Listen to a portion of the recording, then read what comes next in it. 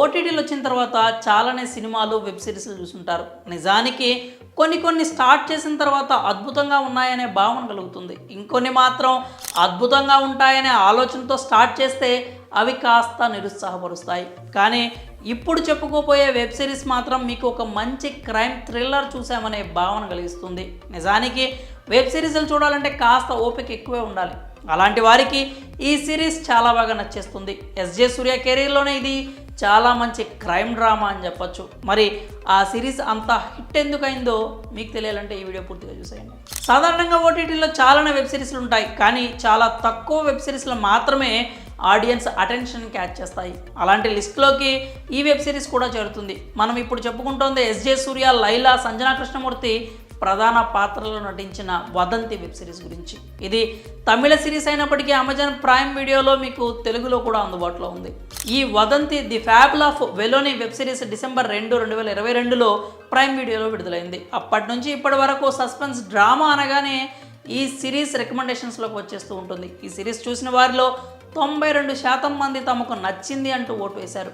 ఇందులో ఒక్కో ఎపిసోడ్లో ఒక్కో ట్విస్ట్ రివీల్ అవుతూ ఉంటుంది. ఒక్కోసారి కథ డైవర్ట్ అవుతోందేమో అనే భావన కలుగుతుంది, కానీ మన ఆలోచనలతో మనం డైవర్ట్ అవుతూ ఉంటాం. కానీ డైరెక్టర్ ఆండ్రూ లూయిస్ మాత్రం కథను చాలా పకడ్బందీగా రాసుకున్నాడు.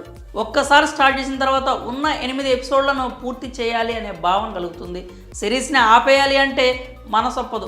చాలా అంటే చాలా తక్కువ వెబ్ సిరీస్లకు మాత్రం ఇలాంటి భావన కలుగుతుంది. అలాంటి కోవలోకి ఈ వదంతి సిరీస్ తప్పకుండా చేరుతుంది. ఇక ఈ వదంతి సిరీస్ కథ విషయానికి వస్తే, రూబీకి ఒక లాడ్జ్ ఉంటుంది. భర్త లేని ఆమె తన కుమార్తెతో కలిసి ఆ లాడ్జ్ని చూసుకుంటూ ఉంటుంది. తన కుమార్తె వెలోని కాలేజీలో చదువుకుంటూ ఉంటుంది. ఒకరోజు సడన్గా వెలోని శవమై కనిపిస్తుంది. ఆమెను ఎవరు చంపారో అనే విషయంపై ఎవరికీ ఎలాంటి ఆధారాలు దొరకవు. ఆమె చావుపై మీడియా విచిత్రమైన కథనాలు ప్రచురిస్తూ ఉంటుంది. ఆమె వ్యక్తిత్వాన్ని తూట్లు పొడుస్తూ పలు కథనాలు వస్తాయి. ఈ కేసును ఎస్ఐ వివేక్ టేకప్ చేస్తాడు. నిజానికి ఇది చాలా సింపుల్ కేసు అనుకుంటాడు, కానీ దర్యాప్తు సాగే కొద్దీ కొత్త కోణాలు వెలుగు చూస్తూ ఉంటాయి. ఈ కేసు కోసం వివేక్ తన వ్యక్తిగత జీవితాన్ని కూడా పణంగా పెడతాడు. వెలోని కేసు ఎస్ఐ వివేక్కి నిద్ర లేకుండా చేస్తుంది. రోజుకో కొత్త కోణం, కొత్త క్యారెక్టర్ ఎంటర్ అవుతూ ఉంటుంది. చివరికి ఈ కేసును ఛేదించకుండానే క్లోజ్ చేయడానికి కూడా ఎస్జే సూర్య రెడీ అయిపోతాడు. కానీ ఆఖరికి అతనికి ఒక చిన్న ఆలోచన వస్తుంది. దాని ద్వారా కేసు కొత్త మలుపు తిరుగుతుంది. అసలు ఈ కేసు ఛేదించగలిగాడా?